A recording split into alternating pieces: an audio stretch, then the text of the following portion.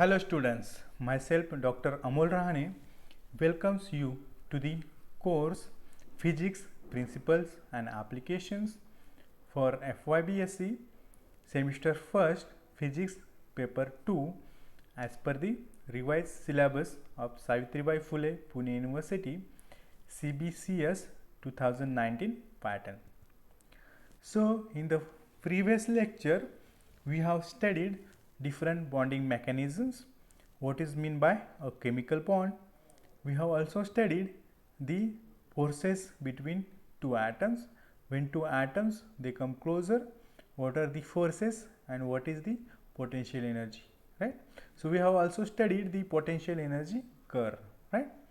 We have also calculated or we have derived the expression for internuclear separation between the two atoms, that means R equilibrium, right?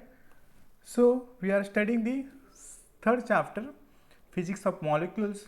In the today's lectures we are going to study different types of bonds, and here we are also going to study the ionic bond in detail. So, we know that bonding means attractions between atoms or ions, right. So, there are several types of chemical bonds, namely the ionic bond, covalent bond, van der Waals or molecular bond, hydrogen bond and metallic bond, right. Let us now study the ionic bond in detail.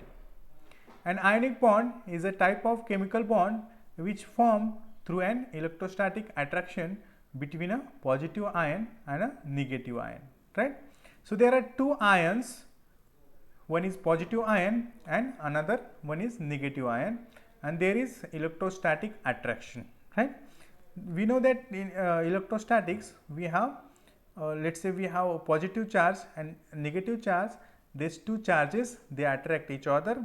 Similarly, here in the chemical bond we have the electrostatic attraction between a positive ion and a negative ion, right. So, what is the ionic bond? So, bond between oppositely charged ions, so involving a total transfer of electrons between the atoms. Here the bond is formed between two oppositely charged ions, one is positively charged, another one is negatively charged, and the bond also involve a total transfer of electrons between the atoms, right. So, a total transfer of electron from one atom to another atom, that will form a ionic bond. So, what is meant by an ion? Ion means a charged particle. That means if I remove one atom from one atom, if I remove one electron, so it will become a positively charged ion, right. If I add one electron to a neutral atom, one electron to the neutral atom, in that case it will have an excess electron, and therefore it will be a negatively charged particle or negatively charged ion or negative ion, we can say. And cations, we give names to them, the cations and anions. So, cations means which lose electrons and become positively charged. So, positively charged ion is called as cation, whereas anion means which gain electron and become negatively charged, right. So, cation, you should remember the cation which loses electron and become positively charged. So, if it is positively charged, that means it has loosened one electron or more than one electron, it become a cation, whereas an anion means which has gained an electron and it became positively negatively charged, right. So, anion means a negatively charged ion which has gained excess electron, right. So, in the ionic bond the cations they bond to anions, right. So, one atom gain an electron and one atom loses an electron, because the cation bonds with the anion, that means the one atom, that means the anion gains electrons and one atom loses an electron, that means the cation they loses the electron and they become positively charged, whereas the anions they gain electron and they become negatively charged. Now oppositely charged ions are attracted to each other due to electrostatic attraction, right? These two oppositely charged ions form they attract each other due to the electrostatic attraction, right? So the opposite charges attract that we know in the electrostatics, right?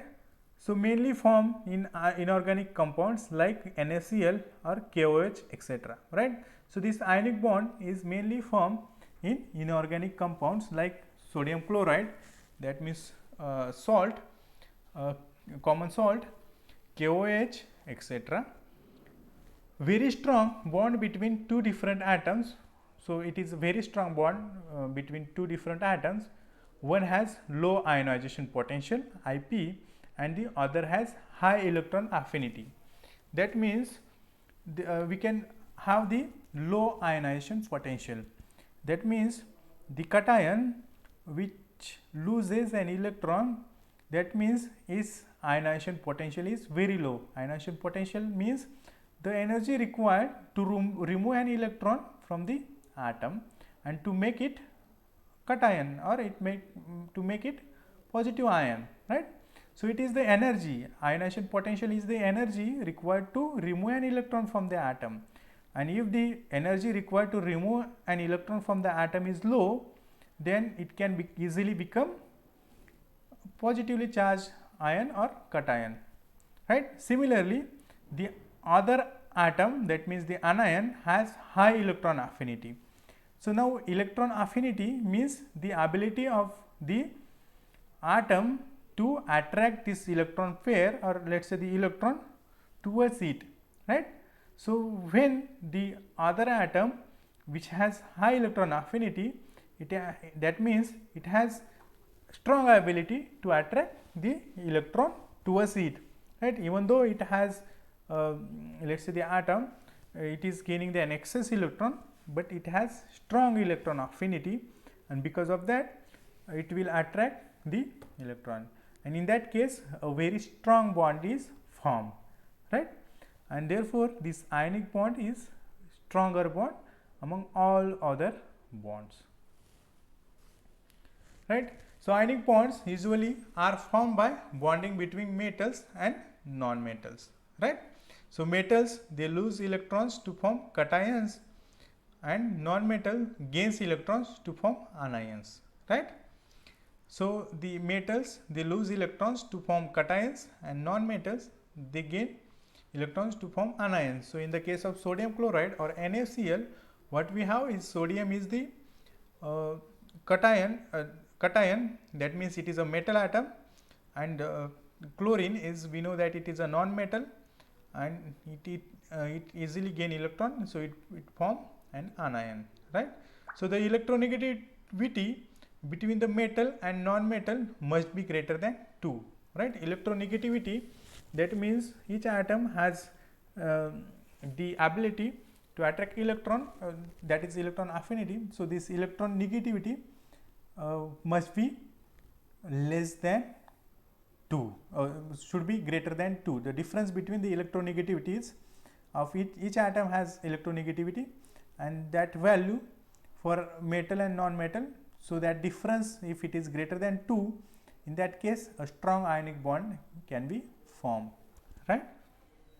Ionic bond results from positive to negative attraction, right? So positive and negative charges, they attract each other. So larger charge, the stronger attraction. So when the charges are larger, that means let us say 2 or more atoms, they are transferred from one atom to another, then it is a stronger attraction. And if the ion is smaller, again the attraction will be stronger, right? So in the case of smaller ions, again the attraction will be stronger.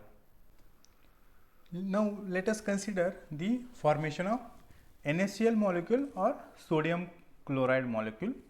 So we know that the electronic configuration of sodium, so sodium has 11 electrons, so its electronic configuration is 1s2, 2s2, 2p6 and 3s1. So we can say in the outermost shell it has only one electron, right? So in the third shell it has only one electron, and it can easily lose that one electron because its ionization potential is also very low. Whereas in the case of chlorine, it has 17 electrons, so its electronic configuration is 1s2, 2s2, 2p6, 3s2, 3p5, right? So in the outermost shell we can see for chlorine we have 2 plus 5, that means 7 electrons, right? And in order to complete its octet configuration, it has to gain 1 electron, right? Here if this atom sodium, if it loses 1 electron, it can easily achieve the octet configuration, right? So in that case its outermost shell will be 2p when the sodium ion is formed, 2 second shell, and in that case 2 plus 6, that means 8 electrons it will be having, right? In the case of chlorine, if it get 1 electron, then it will complete the octet configuration, that means its outermost shell will have 2 plus 6, that means 8 electrons, right? So chlorine ion, when the chlorine ion is formed, it will achieve the octet configuration, right? So sodium has only one valence electron in its outermost 3s suborbit, which is it can easily lose, whereas this Cl has 7 valence electrons and is ever ready to accept 1 electron to complete its 3p suborbit, right? So if will get 1 electron, its 3p suborbit will be complete and it will attain the octet configuration, right? When the sodium atom loses 1 electron, it becomes positive ion, that is cation, and Cl gains 1 electron, that it becomes a negative ion, that is anion. So sodium atom, when it loses 1 electron, it becomes sodium plus, so Na plus, so it is sodium ion, or we can say cation. Whereas chlorine atom, it has 7 electrons in the outermost shell, so it is easy for it to get 1 electron. So if it get 1 electron, it will complete the octet configuration and it can have the 8 electrons in the outermost shell, right? And therefore chlorine ion will be formed. Since this atom chlorine ion will have excess electron, so it is negative ion, right? It becomes negative ion and it is called as anion, right? The two ions attract each other with Coulombic forces, which lead to formation of an electrovalent or ionic bond between the two neighboring Na and Cl atoms, right? So this Na atom plus Cl atom, when they come closer, the sodium plus, that means sodium ion will form and chlorine ion will form, and they will be attracted by strong force, right? It is because one electron is completely transferred from sodium to chlorine, right? At the same time, the two ions achieve noble gas configurations, right? That means they have their shells filled, right? Sodium will have its shell filled and chlorine will have its outermost shell filled, right? So win-win situation for both the atoms, right? For example, sodium plus achieve neon structure, right? So if we lose 1 electron, it will achieve the neon structure, so it will achieve the 2-8 configuration, whereas chlorine ion will get 1 electron, so it will achieve the argon structure, right? So 2-8-8, right? So it will achieve the noble gas configuration, right, when the bond is formed between the two atoms. In general, the formation of an ionic compound, a positive ion A plus, combines with a negative ion B minus to give a molecule AB, right? When atoms form an ionic compound, their electrons are shifted to the other atoms, but the overall number of protons and electrons of the combined atom remain equal and unchanged. Therefore, the compound is neutral, right? So when the ionic bond is formed, their electrons are shifted from one atom to other atom, right? So here from sodium, 1 electron is transferred to chlorine, but overall number of protons and electrons of the combined atom, that means the molecule that is remain equal and it is unchanged, right? So the total number of atoms, they are unchanged, and therefore the compound is neutral. So sodium chloride is neutral compound. So let us see here in the diagram. So here we have the sodium atom. So sodium atom, it has 11 electrons. So it has electronic configuration, and let us say it has this 2, 8 and 1 electrons in the different shells. So innermost shell, it has 2 electrons, then second shell it will have 8 electrons, and in the outermost shell it has only 1 electron, right? So this 1 electron is loosely bound to the atom and it can be easily removed, right? Whereas in the case of chlorine, it has 17 electrons, so it has this 2, 8, 7 configuration, right? So if it get 1 electron, then it can achieve the 2, 8, 8 configuration, right? So the innermost shell has 2 electrons, then the second shell has 8 electrons, and the outermost shell has 7 electrons. It is easier for it to get 1 electron than losing 7 electrons, right?